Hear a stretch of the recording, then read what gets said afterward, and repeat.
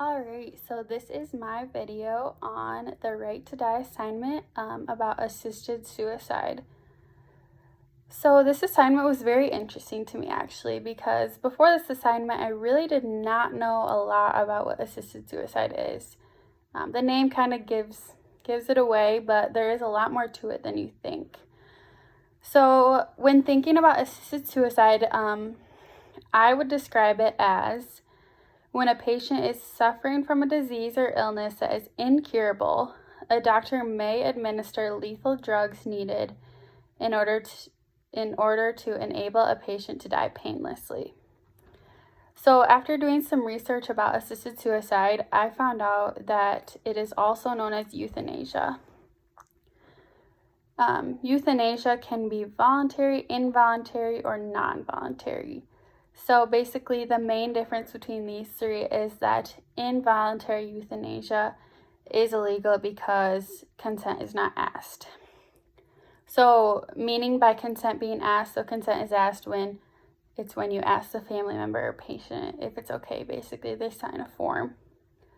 So euthanasia or assisted suicide is illegal in many states, including Iowa, but it is also legal in certain states around the U.S. The second question is, when a person is considered on life support and the family or next of kin pulls the plug, isn't that a form of assisted suicide? So I personally believe that pulling the plug is not the same as assisted suicide. It has similarities, but I also think that it is different. So usually when the plug is pulled, there is not much hope that the patient is going to make it. Pulling the plug can be done if a doctor or family is aware of a patient's wishes, that they do not want to be kept alive or on a ventilator, for example. So some examples of pulling the plug, it can consist of taking off a ventilator, a heart monitor, taking off oxygen, or withdrawing nutrition, and all of that stuff. So the second part of that question was, why are we given the right to end life? So I wrote about how as a healthcare worker is given the right to end life when they have consent. So they do have the right to end life and pull the plug if they have consent from the patient or family. So a doctor may also be given the right to end life if the patient has certain wishes. So this would be consent by the family. For example, if they do not want to be kept alive under certain circumstances. In this instance, even if the family says to treat their loved one, but the patient's wishes are to not seek treatment, the doctor has to grant the patient's wishes. For example, a patient may have a living will that spells out their wishes. The physician has to abide by those wishes no matter what. Question number 3 is about ending nutritional support on a vegetative patient. Is this okay? Is it okay to withdraw nutrition and hydration? So this was pretty hard for me. This is a hard topic. It's hard to know what to do in these sort of situations. So personally, I believe that if a patient is in a vegetative state, meaning they are alive but cannot do anything like move, feed themselves, and talk, a physician should not still be able to withdraw nutrition and support without the consent of the patient or family. So if the patient is not able to speak or give consent, then it is up to the family to make the decision. This may be a hard decision for the family to make because they do not know the patient's wishes. It is hard to know whether a patient's life should be ended, or if it should be ended and they're free of pain, or whether they should have the same opportunity to live just like everyone else. So in the end, I believe that the doctor does not have the right to take away nutrition and hydration without consent.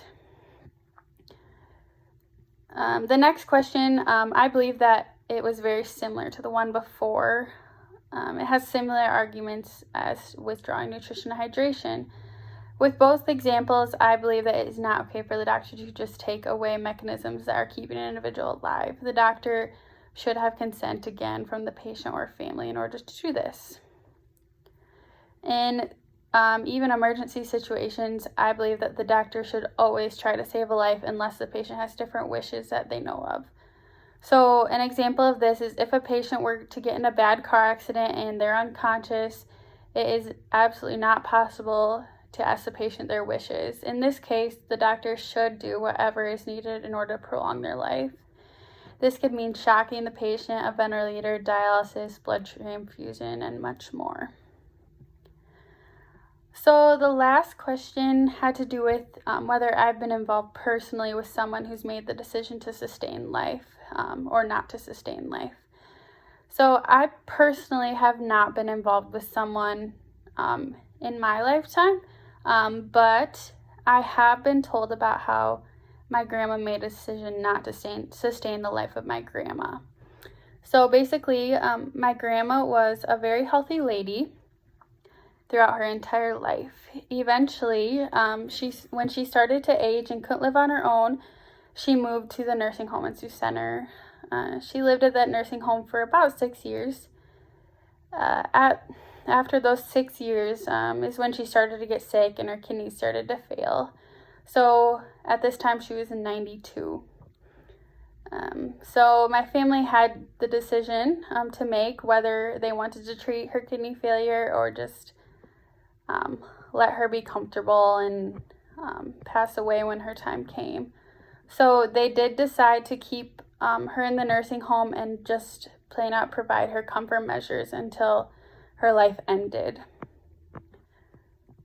My grandma and the rest of the family decided to make this decision to not treat her kidney failure, but rather to make her last little bit of life comfortable for her. She was not given any IV fluids or nutrition, and very slowly she eventually passed away in the nursing home at age 92. So these are my personal views on assisted suicide.